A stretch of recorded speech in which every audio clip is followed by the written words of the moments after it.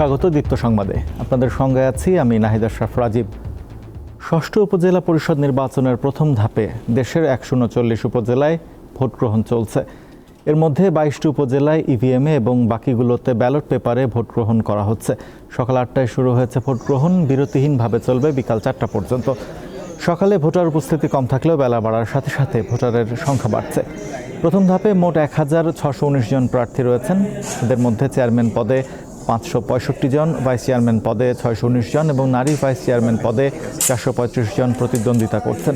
নির্বাচনী এলাকায় সাধারণ কেন্দ্রে আইন শৃঙ্খলা বাহিনীর 17 জন এবং গুরুত্বপূর্ণ কেন্দ্রে 18 থেকে 19 জন সদস্য মোতায়েন রয়েছে। ভোটের মাঠে নিয়োজিত রয়েছেন 150 জন নির্বাহী হাকিম। এছাড়া 418 প্লাটুন বিজিবি মোতায়েন করা হয়েছে।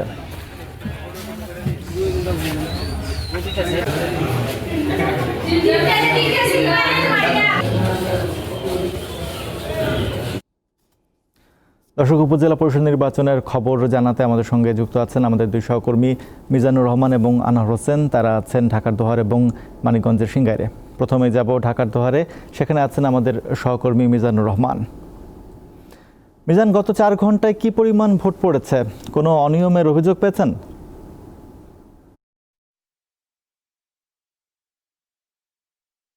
খোলার তথ্য পাইনি। দোহার উপজেলার নির্বাচনে আইন শৃঙ্খলা বাহিনী, ভোটার, স্থানীয় মানুষ অনেকের সাথে আমরা কথা বলেছি। অনেক কেন্দ্র, এই এলাকা ঘুরে এসেছি, দেখেছি খুব সুন্দর স্বাভাবিক পরিবেশে ভোট গ্রহণ চলছে। নির্বিঘ্নভাবে ভোটাররা তাদের ভোটাধিকার প্রয়োগ করতে পারছে। আমরা এখন পর্যন্ত বিশৃঙ্খলা বা অনিয়মের কোনো তথ্য পাইনি। আর এখন পর্যন্ত আপনি জানেন যে আজকে সকালে বৃষ্টি হয়েছে। সকালে 8টায় যখন ভোট গ্রহণ শুরু হয় তখন ভোটার উপস্থিতি খুব কম ছিল, তবে যখন রোদ উঠে বেলা বেড়ার সাথে সাথে ভোটার উপস্থিতি বেড়েছে। আমি এখন একটি কেন্দ্রে আছি। এই কেন্দ্রটির নাম ঘাটা সরকারি প্রাথমিক বিদ্যালয়। এই কেন্দ্রে 4200 ভোটার আছে। কিছুক্ষণ আগে প্রিজাইডিং অফিসারের সাথে কথা বলেছিলাম। তিনি জানিয়েছেন যে পুরুষ এবং নারী মিলে 11% মতো ভোট গ্রহণ তারা করতে পেরেছেন এবং তারা আশা করছেন যে, আপনি জানেন যে উপজেলা পর্যায়ে যে বাসাবাড়িতে নারীরা কাজ করে দুপুর পর্যন্ত বা পুরুষ মানুষরা বিভিন্ন কাজে ব্যস্ত থাকে, সেদিক থেকে এখন যেই সংখ্যাটা বাড়ছে এটা দুপুরের পরে আরও বাড়বে বলে তাদের আশা। আর আমরা এই শহর, আশপাশ, কেন্দ্রের বাইরে, ভেতরে সব জায়গায় দেখেছি আইন শৃঙ্খলা বাহিনীর একটা সতর্ক অবস্থা আছে এবং আপনি জানেন যে বিজিবি টহল দিচ্ছে, সেটাও আমরা শহরের মধ্যে দেখেছি নির্বাহী ম্যাজিস্ট্রেটের নেতৃত্বে। অর্থাৎ বলা যায় একটি সুন্দর ও স্বাভাবিক ভোট হচ্ছে এই দোহার উপজেলায়। এবং আমি এর আগে নবাবগঞ্জ উপজেলার নির্বাচনেরও পরিস্থিতি জেনেছি, সেখানেও খুব একই রকমভাবে এই ভোট গ্রহণ চলছে। তো এই ছিল আমার কাছে দোহার থেকে নির্বাচনের সবশেষ তথ্য।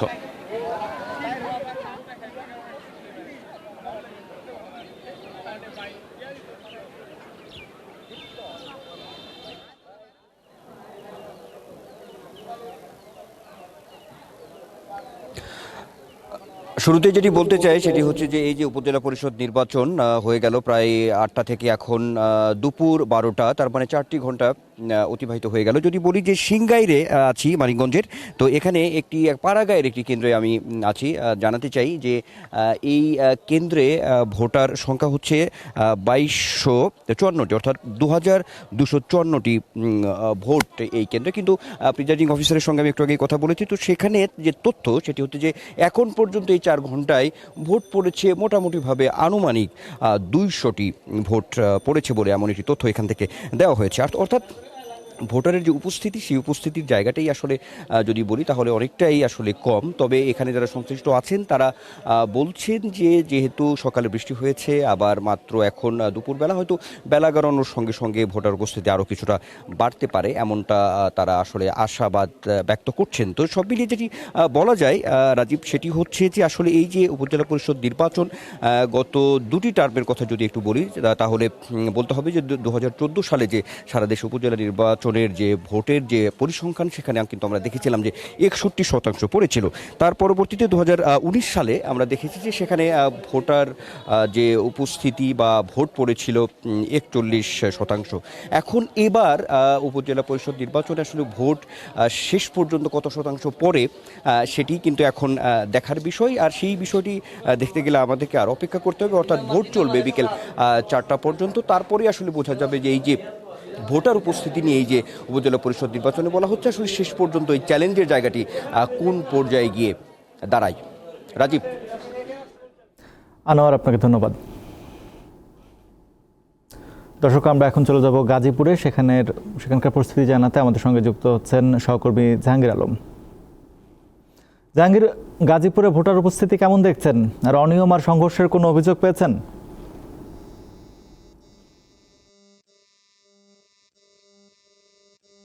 যে নাহিদ, আমরা সকাল থেকে কিন্তু বিভিন্ন কেন্দ্র ঘুরেছি এবং প্রত্যেকটা কেন্দ্রে আসলে ভোটার উপস্থিতি অত্যন্ত কম। আমরা একটি কেন্দ্রে এই মুহূর্তে রয়েছি, পাশাপাশি দুইটি কেন্দ্র, মূলত একটি কেন্দ্র গ্যাস উদ্দিন উচ্চ বিদ্যালয় আর একটি কেন্দ্র গ্যাস পৌর সরকারি প্রাথমিক বিদ্যালয়। দুটি কেন্দ্রে ভোটার রয়েছে 2100 এবং 51 মহিলা কেন্দ্রে এবং 2148 পুরুষ কেন্দ্রে। দুটি কেন্দ্রে আমরা প্রিজাইডিং অফিসারের সাথে কথা বলেছি। তিনি জানিয়েছেন যে আসলে সকাল 10টা পর্যন্ত যে ভোটার উপস্থিতি রয়েছে মাত্র 3% এবং 7% ভোট কাস্টিং হয়েছে। এছাড়া অন্যান্য যে কেন্দ্রগুলো রয়েছে তাদের সে কেন্দ্রগুলোর অবস্থাও একই অবস্থা। আমরা এই মুহূর্তে আসলে কিছু ভোটার দেখতে পাচ্ছি, কিন্তু একদম কম। আমরা এই মুহূর্তে দেখেছি যে এই কেন্দ্রে যে এই উপজেলা পরিষদের চেয়ারম্যান প্রার্থী ঘুরে দেখেছেন, তবে তিনি আমাদের সাথে কথা বলেছেন। তিনি জানিয়েছেন যে আসলে সব কেন্দ্রে সুষ্ঠু এবং শান্তিপূর্ণভাবে ভোট গ্রহণ হচ্ছে, কিন্তু ভোটার উপস্থিতি অত্যন্ত কম। আইন শৃঙ্খলা বাহিনীর সোচ্চার রয়েছে যাতে কোনো ধরনের বিশৃঙ্খলা সৃষ্টি না হয়, এবং বিশৃঙ্খলার কোনো খবরও আমরা শুনতে পারি নাই। তবে ভোটার উপস্থিতি নিয়ে আসলে অনেকটা শঙ্কিত চেয়ারম্যান প্রার্থী। নাহিদ। আপনাকে ধন্যবাদ। এদিকে সুনামগঞ্জের সাল্লায় দুই চেয়ারম্যান প্রার্থী সমর্থকদের মধ্যে ধাওয়া পাল্টাধার ঘটনা ঘটেছে। সেখানে আছেন আমাদের সহকর্মী সোহানুর রহমান সোহান, সরাসরি যুক্ত হচ্ছেন তিনি। সোহান, দুই প্রার্থী সমর্থকদের ধাওয়া পাল্টা ধাওয়ার পর এখন পরিস্থিতি কেমন দেখছেন? ভোট কি চলছে?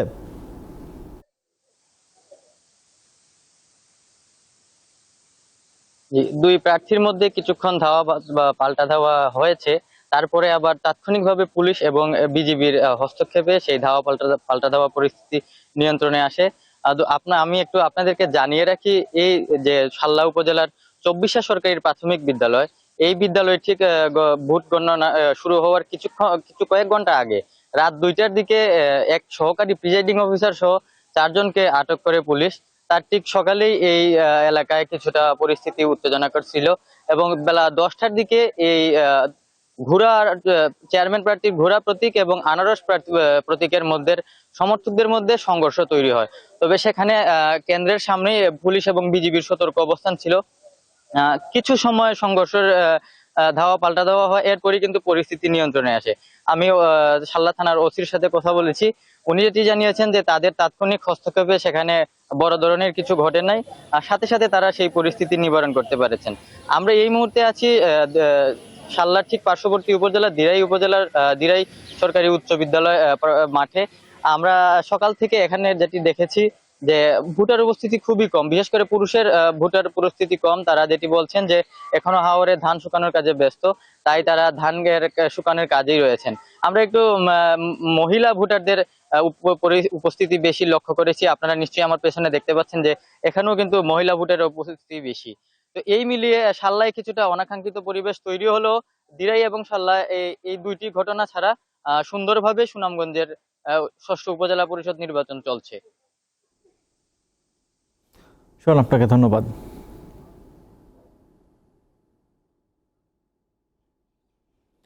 দেশের বাইরের খবর।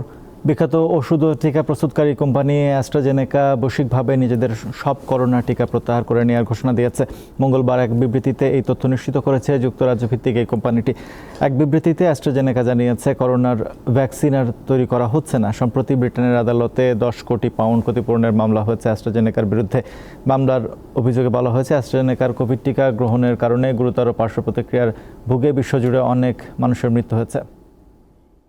দর্শক, এই ছিল এখনকার মতো। আমাদের পরবর্তী সংবাদ বেলা 3টায় দেখার আমন্ত্রণ রইল। এছাড়া আরও তথ্য বিনোদনের খবর পেতে যুক্ত থাকুন দীপ্ত টিভির ডিজিটাল প্ল্যাটফর্মগুলোতে। ধন্যবাদ সবাইকে।